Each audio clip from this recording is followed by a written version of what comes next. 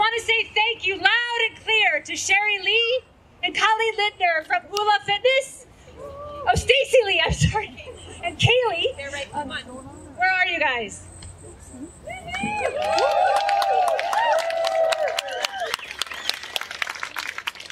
Stacy, that was an extraordinary poster, and it has absolutely spread like wildfire. Thank you very, very much. And Ula Fitness for supporting that effort and getting it rolling and printing all of the posters. Thank you so much. So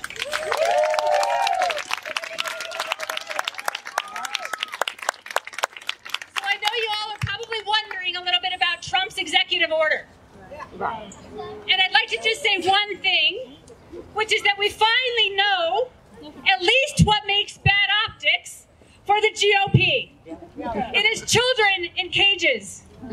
We have gone so low that we have to actually look at images of children in cages, babies being ripped from their mothers in order to get a bit of outrage expressed by the GOP. Other speakers will talk, but I want to just let you know that for the most part, Trump's order is gaslighting. We do absolutely have to see it as a victory. There's no doubt about it. We at least took off the worst part of that policy, separating children from kids. That is because of thousands and thousands and thousands of people on all ends of the political spectrum who came out against that, whether it's civil resistors, whether it was churches, whether it was the Chamber of Commerce, whether it was activists at ICE detention centers. It was an enormous amount of outrage from the United States all the way through to the UN. But we have to remember that not only did Donald Trump just withdraw from the UN Council of Human Rights, but he fully intends to carry through the Zero Tolerance Initiative, which still calls for family detention, potentially indefinitely for as long as it takes to get immigration status sorted out. And what that means in no uncertain terms is children in detention. Families and children in detention. So what it looks like is perhaps Japanese detention camps during World War II. So they're families, but they are detained. And it is still not acceptable.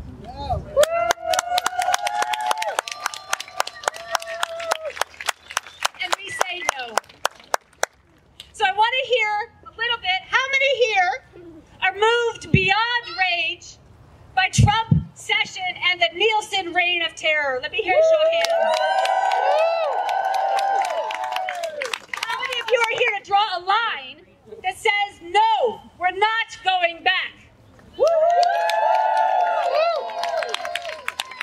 I am glad.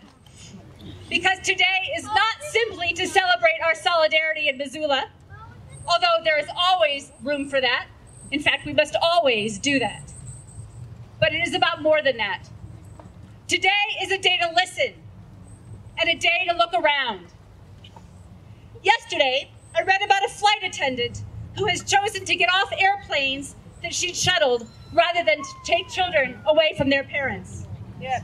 I read about a former Border Patrol agent who advised current Border Patrol agents to defy Donald Trump's policies. And we have our very own Jordan Fredo-Roberts, who will be speaking today, who is one of the first conscientious objectors against the ICE racial profiling and unfair targeting of immigrants. These are ordinary people like you, like me. And look around, we are all those people, and we have to continue to be those people because this is not going to stop. I know this because I see the direction it's heading. I know this because I know U.S. history. When under slavery, children were taken from their parents, sold into slavery. When in the boarding school era, Native children were ripped from their families. And in World War II, when Japanese and Italian citizens were put into detention camps. We know our history. This is just as American as apple pie. But so too is the resistance that we're seeing all over the country. Yeah! There are sides being drawn